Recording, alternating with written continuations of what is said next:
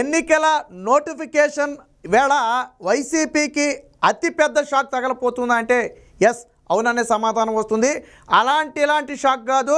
జగన్మోహన్ రెడ్డికి రైట్ హ్యాండ్గా ఉన్నటువంటి CS Jawahar Reddy, left హ్యాండ్గా ఉన్నటువంటి డీజీపీ రాజేంద్రనాథ్ రెడ్డి, వీరిద్దరి మీద వేటు వేయటానికి రంగం సిద్ధమైనట్టుగా సమాచారం అందుతుంది. ఎందుకనంటే వరుస వైఫల్యాలతో పాటు ఫిర్యాదులు అనేవి వెల్లువెత్తుతున్నాయి. ఒక పక్కన భద్రతా సమస్యలు, నరేంద్ర మోదీ గారు ప్రజాగళం సభకు వచ్చిన దగ్గర మొదలు పెడితే, చిలకలూరుపేట మండలం దగ్గర మొదలు పెడితే, నిన్న మొన్నటి వరకు చంద్రబాబు గారు, పవన్ కళ్యాణ్, జగన్మోహన్ రెడ్డి మీద రాళ్ల దాడి వరకు కూడా అనేక వైఫల్యాలు రాష్ట్రంలో స్పష్టంగా కనపడుతున్నాయి. ఇదే సమయంలో వీళ్ళిద్దరూ కూడా జగన్మోహన్ రెడ్డి సొంత జిల్లాకి చెందిన వాళ్ళు, సొంత సామాజిక వర్గానికి చెందిన వాళ్ళు కాబట్టే వాళ్ళిద్దరిని కూడా బాసులుగా పెట్టుకున్నారు. రాష్ట్రానికి రెండు కళ్ళు ఎవరయ్యారంటే ఒకళ్ళు సిఎస్, ఒకళ్ళు డీజీపీ అని చెప్పొచ్చు, ముఖ్యమంత్రిని కాసేపు పక్కన పెడితే.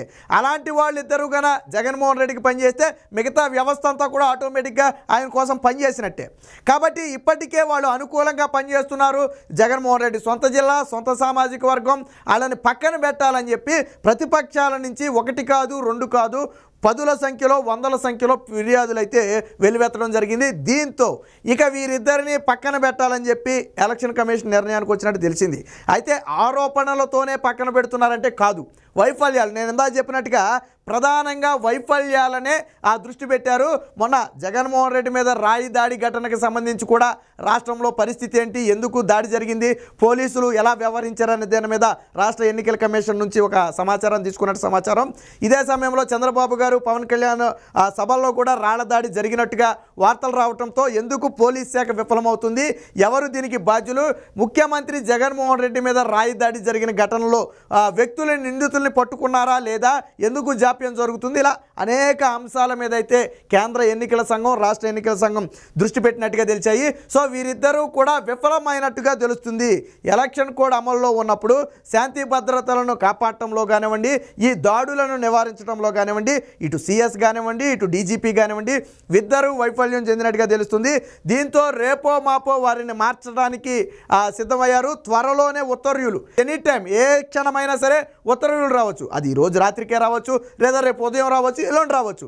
అయితే ఎన్నికల నోటిఫికేషన్ విడుదలైన రోజే షాక్ తగలబోతుందని చెప్పి అయితే కొంతమంది అయితే అనుమానం వ్యక్తం చేస్తున్నారు. అంటే రంగం సిద్ధం చేశారు. ఒకవేళ వారిని తప్పిస్తే ఆ ప్లేస్లో ఎవరిని పెట్టాలనే దాని మీదే చర్చ నేపథ్యంలో కొంత హోల్డ్ అయినట్టుగా అయితే తెలుస్తుంది. ఏది ఏమైనా రాష్ట్రంలో ఎలక్షన్ కమిషన్ దెబ్బకు ఇటు డీజీపీ, ఇటు సిఎస్ ఇద్దరు కూడా అవుట్ అవ్వబోతున్నారు అనేది అయితే మనకు తెలుస్తుంది. తాజాగా ఆల్రెడీ ఏదైతే బెవరేజెస్ కార్పొరేషన్ ఎండీ ఉన్నాడు వాసుదేవర్ రెడ్డి, ఆయన ఆల్రెడీ వేటు వేసి బదిలీ చేశారు. సో ఆల్రెడీ గతంలో సిట్కి చీఫ్గా పనిచేసినటువంటి వ్యక్తిని కూడా అస్సాంకి బదిలీ చేశారు. ఆల్రెడీ ఇప్పటికే 3 ఐఏఎస్లను, 6 మంది ఐపీఎస్లను బదిలీ చేశారు. సో ఇప్పుడు పెను మార్పులు చోటు చేసుకోబోతున్నాయి. డీజీపీ సిఎస్ని కన్నా మారిస్తే దాదాపుగా రాష్ట్రంలో వ్యవస్థ అంతా కూడా మారిపోయినట్టే.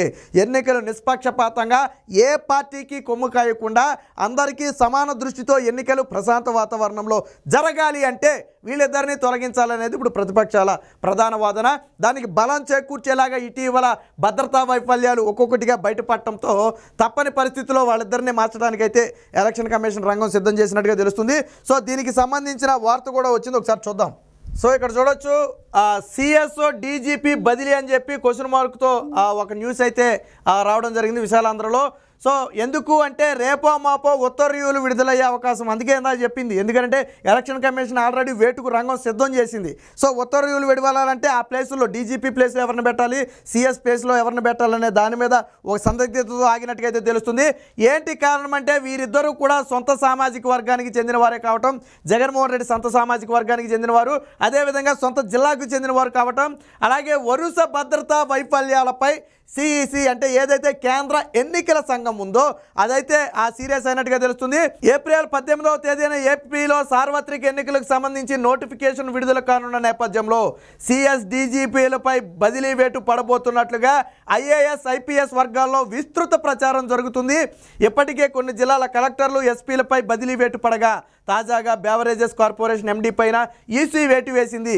ఇదే కోవలో అత్యంత కీలకమైన సిఎస్ డీజీపీలను కూడా 18వ తేదీలోగా బదిలీ కానున్నట్లు సమాచారం. రాష్ట్రంలో ఎన్నికలు సజావుగా జరిగేందుకు గాను CS Jawahar Reddy, incharge DGP Rajendranath Reddy, అలాగే ఇంటెలిజెన్స్ డీజీ అయినటువంటి సీతారామాంజనేయులతో పాటు మొత్తంగా 22 మంది అధికారులను బదిలీ చేయాలని చెప్పి ఇప్పటికే రాష్ట్ర బీజేపీ అధ్యక్షురాలైనటువంటి పురంధేశ్వరి లేఖ కూడా రాశారు.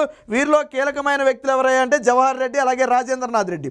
సో వీరిద్దరు కీలకంగా ఉన్నారు. వీరిద్దరు జగన్మోహన్ రెడ్డి సొంత సామాజిక వర్గానికి చెందిన వారు అవడంతో పాటు కడప జిల్లా వాసులు కావడాన్ని ఆమె తన ఫిర్యాదులో ప్రస్తావించారు. సో వీరిద్దరిని మారిస్తేనే ఎన్నికలు నిష్పక్షపాతంగా జరుగుతాయని చెప్పి కూడా వాళ్ళైతే చెప్పడంగా జరిగింది. సో ప్రభుత్వ ప్రధాన కార్యదర్శి, డీజీపీ, ఇంటెలిజెన్స్ వంటి వారు నిష్పక్షపాతంగా ఉండాల్సిన అధికారులు. కానీ వీళ్ళు ఏకపక్షంగా వ్యవహరించడంతో పాటు నరేంద్ర మోదీ సభ దగ్గర నుంచి మొదలు పెడితే ఇప్పటి వరకు అనేక వైఫల్యాలు, ముఖ్యంగా ముఖ్యమంత్రి జగన్మోహన్ రెడ్డి మీద కూడా రాళ్ల దాడి జరగటం, ప్రతిపక్ష నేత చంద్రబాబు మీద రాయి దాడి జరిగే ప్రయత్నం జరగటం, రాయి తగలలేదు. అలాగే పవన్ కళ్యాణ్ మీద కూడా దాడి జరిగే ప్రయత్నం జరగటం. సో ఇవన్నీ కూడా పరిశీలిస్తే పోలీసులు భద్రతా వైఫల్యంలో విఫలమయ్యారు. ఎన్నికల కోడ్ అమల్లో ఉన్నప్పుడు నేతలకు భద్రత కల్పించాల్సిన బాధ్యత పోలీసులకు ఉంటుంది. అది మనందరికీ తెలుసు. గతంలో అంటే ఏకపక్షంగా వ్యవహరించి ప్రతిపక్షాలను గాలికి వదిలేసేవాళ్ళు. బట్ ఇప్పుడు అలా గాలికి వదిలేయడానికి కుదరదు.